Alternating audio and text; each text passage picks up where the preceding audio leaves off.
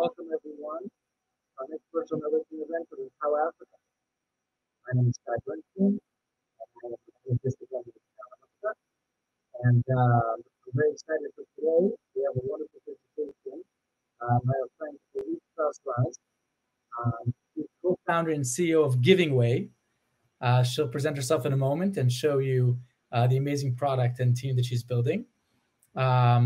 As you all know, this is a virtual networking event. I see that there are 2 new people here that haven't been at different events of ours, so feel free to just jump between the different chairs. You double click on the chair and you go move to the other table.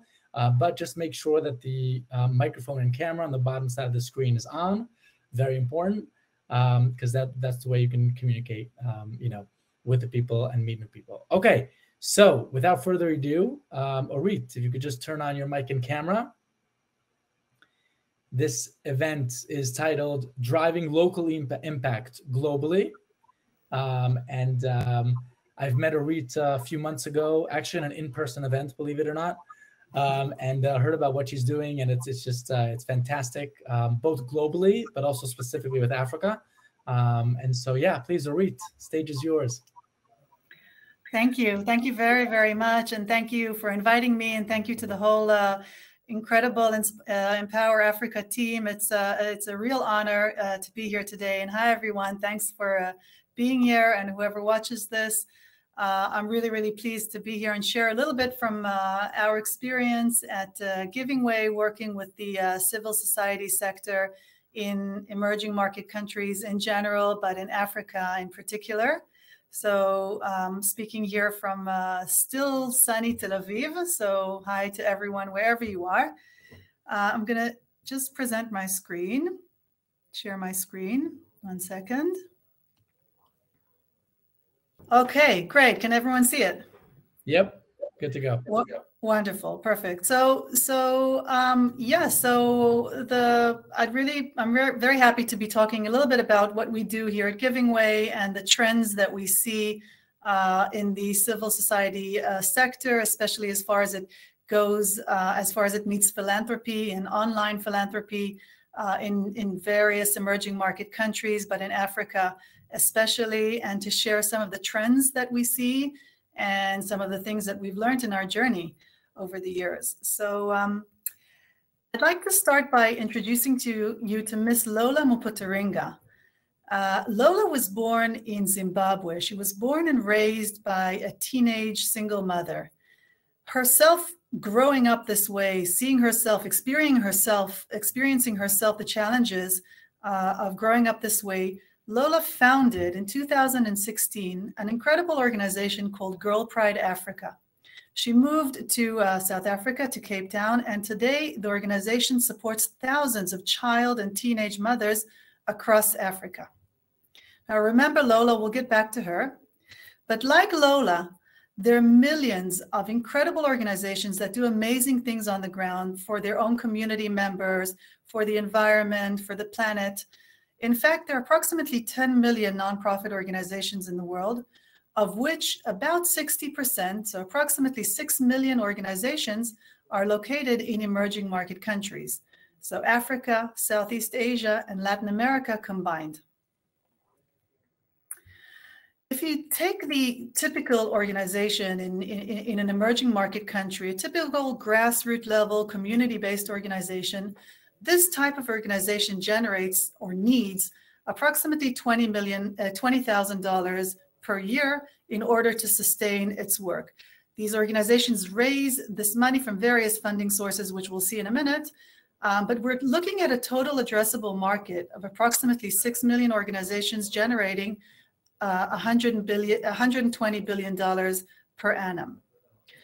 Now, if we look at the distribution of funding sources, we at GivingWay, we surveyed a few hundred organizations that we work with, and we found that, first of all, about 30 or more than 30% of funding comes from individual donors, local community members and foreign individual donors, which is very much in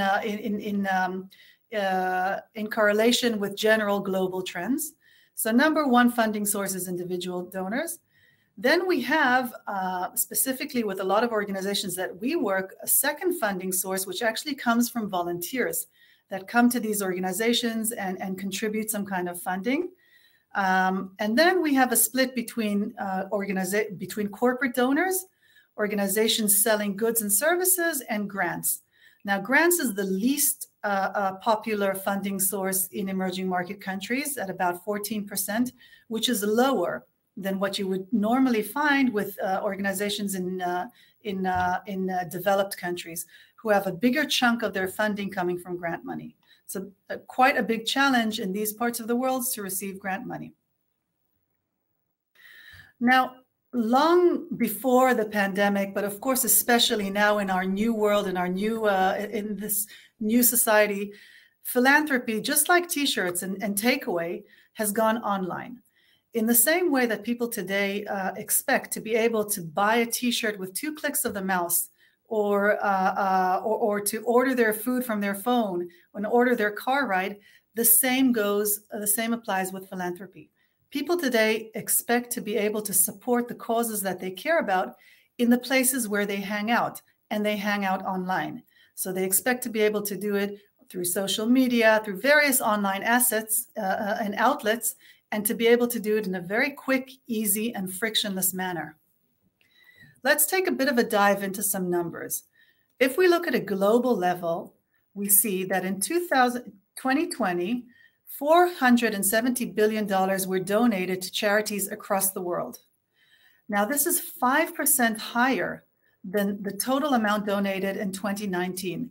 And let's take a moment to digest this, because this is 2020. This is a pandemic year with huge unemployment rates going through the sky, huge uncertainty, and yet charitable giving grew by 5% during this very, very, very challenging year.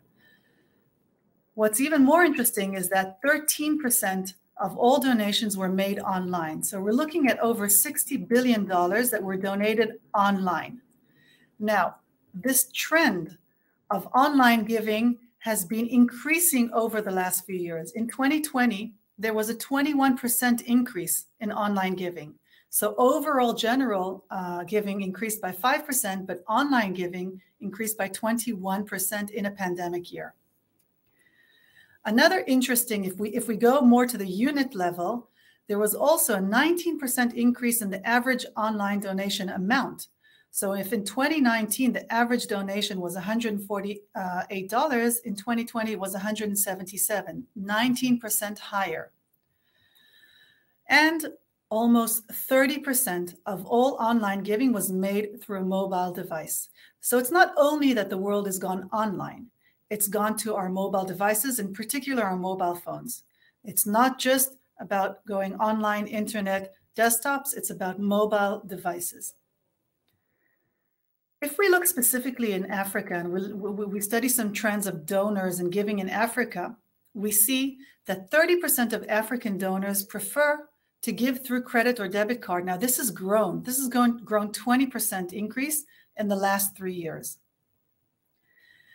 Not surprisingly, 9% of African donors prefer donating through mobile money. And this is to be expected because Africa is the continent with the highest mobile money rates. So, and of course, this is the highest rate compared with any other region. But what we did find very interesting, and this is something that is corroborated very much with the data that we see here at GivingWay, is that 80% of African donors not only donate funds, but they also volunteer with the organizations that they support. This is the highest rate compared to any other region in the world. So there's a very strong correlation between giving funds and giving one's skills and time. It's across the board higher than any other place, and we see it all the time in our work here at GivingWay. Now that we're armed with some data and numbers, let's have a look at the market and the situation here in emerging markets and in Africa in particular. If you think about the typical grassroots community-based organization in an emerging market country, in Uganda, in Bolivia, in Cambodia, picture in your mind a small school in a small village in Kisumu. Okay, that typical organization in these parts of the world is very, very different from your typical, your average American, European nonprofit or charity. The needs are different, the challenges are different, the focus areas are different, the capabilities are different. We identified over the years 3 main areas in which your typical organization in an emerging market country differs from the Western market. First of all, the whole issue of mobile devices. Mobile devices are true for everywhere. Everything's gone to mobile devices. We saw it in the numbers before, but this is particularly important in emerging markets. When you think about internet, bandwidth, connectivity issues, up and down connection, when you think about the fact that a lot of the organizations in these parts of the world are very low in resources, human capital and resources, a lot of them are often in the field, out on the go, usage of desktop devices is very low. So any kind of solution in any kind of industry, for that matter, has to take into consideration usage on mobile devices. It cannot, no solution, whether it's online fundraising or anything else, can be would be effective if it's desktop driven. And we see it in all different solutions, CRMs, even donation platforms that are not focused in mind on mobile device usage. So that's the first thing. The second thing is the whole issue of localization. If you take, for example, in comparison, the US charity market, there's 1.8 million registered 501c3 charities in the US, very big market that all speaks the same language. They all use the same currency. They communicate with their beneficiaries and their benefactors in English. So the whole issue of localization is non-existent. But when you start stepping out into emerging market regions, there's great importance to languages, to local currencies, and even more so to various payment methods. In the US, most people will donate by credit card, credit or debit card, and sometimes through direct bank wires. When you step out to other areas, you're talking a lot about mobile money. So any kind of solution in these worlds and these industries have to take into consideration localization on a regional and country basis. And finally, what we call consolidation. And I'll try and explain. If you go back to thinking about that same village school in Kisumu, most often, most of these grassroots organizations have few staff, few bandwidth, few resources, and are not accustomed to managing and using various and multiple tech platforms. As opposed to a lot of Western organizations that will use one platform for sending emails and one platform for managing volunteers and another platform for managing donors and another platform for managing finances. There is a big need to consolidate platforms. There's a big need to consolidate the tools that organizations can actually use in order to be effective. And here's the thing. If you look at the European, the American NGO market, there's a huge industry of companies that provide a lot of different services to NGOs. You have online fundraising platforms, you have volunteering platforms, you have CRMs, and a lot of them, some of them are very, very big companies, a lot of them are VC-backed companies, some of them are unicorns, and they provide excellent, excellent products. But their products are very much geared towards American and European NGOs, which, as we've seen, are very different, have very different capabilities, very different needs than the typical NGO in emerging market countries. And this has basically caused a situation where organizations in emerging countries have been left behind and are often reduced to very sort of limited and traditional ways of raising funds and engaging with their communities and their networks and their supporters. You know, from the rice bowl and tin cup of the monks of Asia to what you would more typically see in your typical African NGO. You know, oftentimes the NGO will not have a website. And if there is a website, it's not mobile responsive. And if it's, you know, there's often not a donate button. And if there is, it often doesn't work. And if it works, it will send donors out to very cumbersome wire transfer information. So we're talking about a very, very, very big market with a lot of needs that is not, not using the best practices that we can already see today in this industry in other regions. And this is what GivingWay is solving. This is what we're here to do. We basically developed a solution to these issues, and we've developed a one-stop shop, which provides organizations in emerging market countries, highly tailored to the needs of organizations in these regions, to manage all of their affairs with donors, with volunteers, managing communication, managing data, and all of this under one roof, under one dashboard, in one convenient place. Of course, mobile first. Everything that we do is mobile first, and just a one-stop solution for organizations to start streamlining and working more effectively with their supporters. Now, remember Lola. Well, before joining GivingWay, for 4 years, she used to raise on average about $5,000 a year. She did this by really, really hustling her way, picking up the phone to donors, sending her bank account information, even chasing down a check here and there, taking it to her bank account, depositing it, really a lot of time, a lot of effort, and she would raise about $5,000 a year. Lola's organization joined GivingWay in 2020, and within 1 year only, she raised $36,000, which is 7 times more than what she raised on average in the years before, each year before joining GivingWay. Now, how did she do it? She did it through a combination of things. She did it by using a lot of our tools and by being very, very effective in our marketing. So, for example, she set up a campaign on GivingWay, a very effective campaign. It was the time of the beginning of the pandemic. She set up a campaign to support the girls that she helps, and it was a very good campaign. It was very targeted. It was very specific, and it was successful. She also integrated. We have one line of code where organizations can integrate into their own websites a donation widget, a donation box, which is very, of course, mobile responsive and sticky, and very easy to convert. She also used GivingWay to engage with volunteers. A lot of help she got from online volunteers, on-site volunteers, and she communicated through our chat and our CRM system with her supporters on an ongoing basis, managing all of this information and all of this data on one convenient dashboard that just made managing all of this over time very convenient.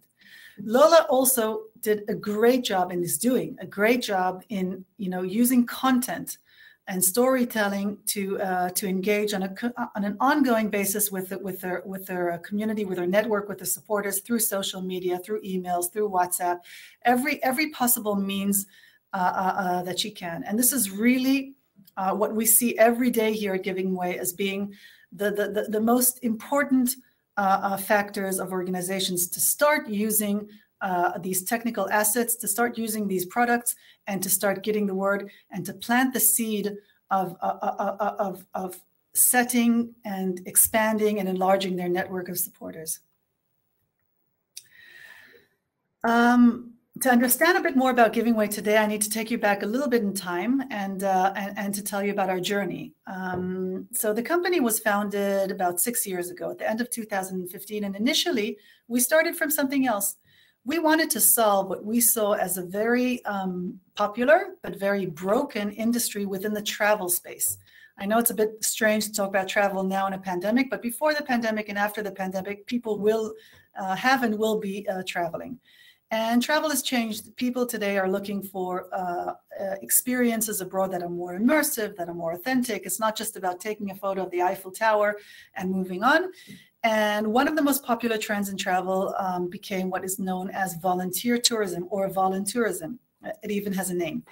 And what we set out to do at the beginning was to create a two-sided marketplace that would basically enable small grassroots, off-the-grid NGOs to be able to connect with volunteers and vice versa, and to make this connection on a completely democratized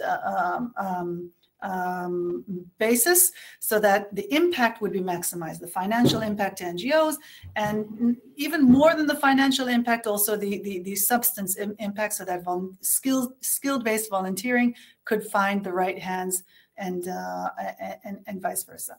So that's how we started, and we grew. We grew very fast. We had more and more organizations that joined our platform.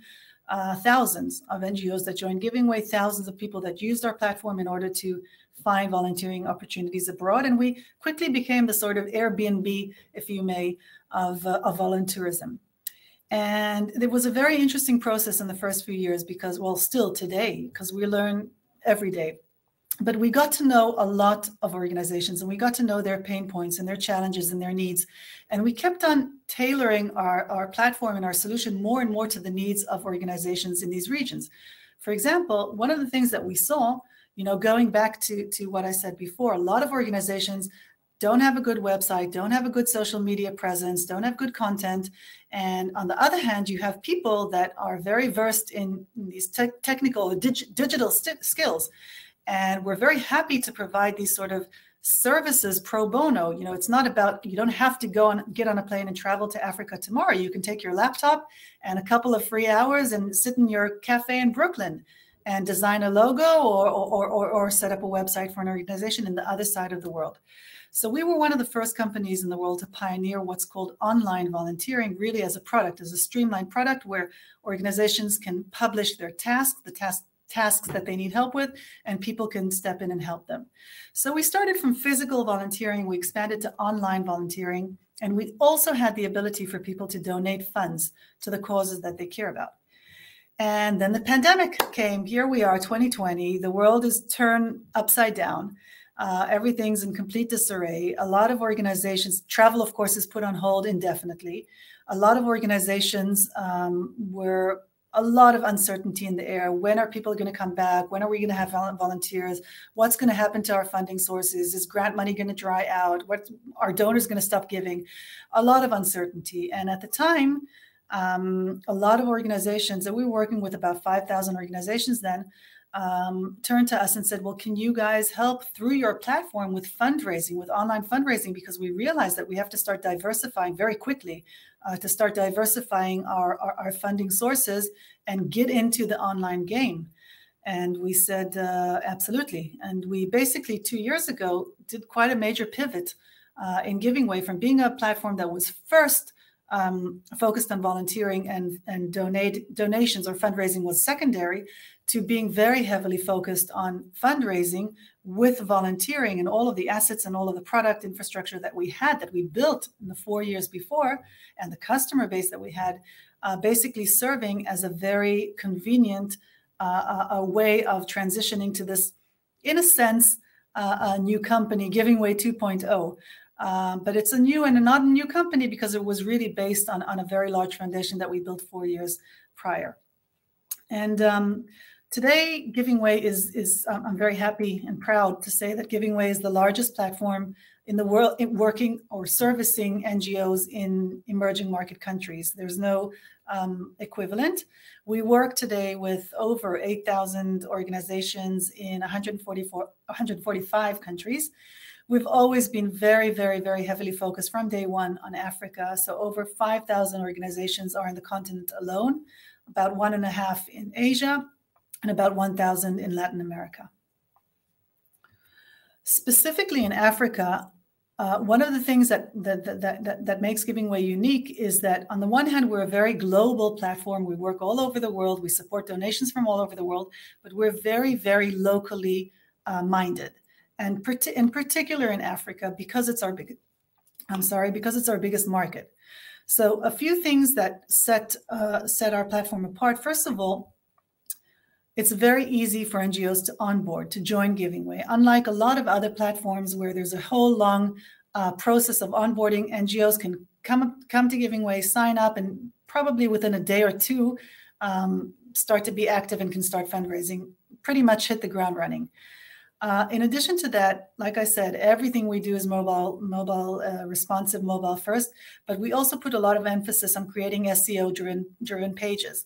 Now, for a lot of organizations that don't have websites of their own, having their GivingWay profile becomes their sort of mini website, which is very easily searchable on search engines, which is a very big asset for organizations that don't have websites.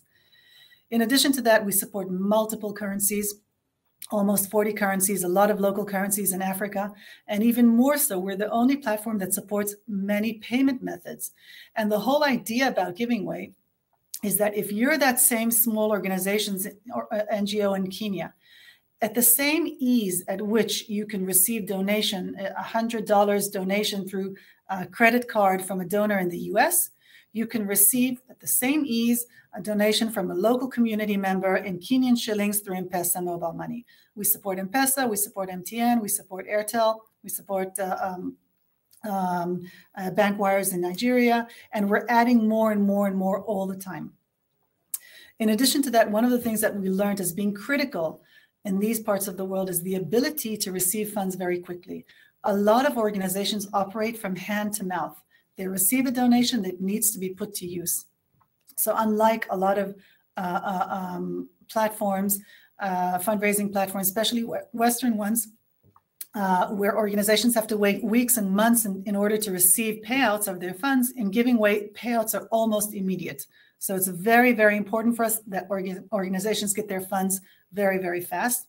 And finally, because of our legacy, because of our journey, because we started from volunteering, we're the only platform that provides a solution to both legs, the most important two legs that every NGO anywhere in the world stands on, which is donors and volunteers. So we have a whole robust volunteer recruitment, engagement, communication system through our platform. So just a word about our business model. We're a for-profit company ourselves. I know it's sometimes easy to confuse, and that's why we make it very, very clear. We're a for-profit company. We're what you call a social impact company. We have a very strong social agenda, but we're a for-profit entity. We take a very straightforward commission or transaction-based commission on every payment that goes through the platform. Finally, just a few words about the team, about the people behind GivingWay. So I consider myself the luckiest person alive, and I have the best job in the world. And I get to do all of this with an incredible group of co-founders, partners, investors, and of course the team that works on this every day. So the company was founded by the three of us. In my previous life before GivingWay, I was a corporate lawyer. I spent over a decade specializing in high tech and intellectual property. And I did that for many, many years, but I also volunteered many, many, many millions of years ago. And I was bitten by the bug, and it never really left my system. And that was one of the drivers for founding GivingWay. On the right, you can see Gigi Levy-Weiss, who's really one of the most prominent investors, tech investors in Israel and also in the world. He's a founding partner, managing partner at a Silicon Valley VC called NFX that specializes in online marketplaces. And on the left, you can see Alon Elish, who's the technical side of the company, extremely experienced software engineer, product professional, a lot of his own startups before GivingWay. And we get to do all this with an amazing group of people. We're based here in Tel Aviv, but we work with some people on the ground also in our team in Africa and in Latin America. And we have incredible investors, some VCs and angels from Israel and all over the world that are with us in this journey.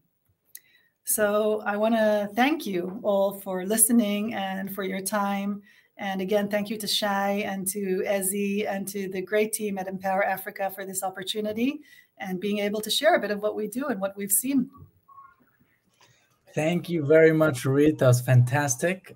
You mentioned some of the founders and some of the team, but it's amazing to see, the team that you have. I recognize a few faces there, all fantastic people. We agree and our values are aligned in the sense of the importance of connecting different people who want to help and support different initiatives, and of course utilizing technology to do that, and at the same time building a model that's sustainable, right? And seeing how to do that. So fascinating. thank you so much. It was great having you. Thank you. And yeah, we'll talk soon. Have a great evening, everybody. Stay safe and healthy. And that's it. Have a good one. Bye-bye. Thank you. Thank you.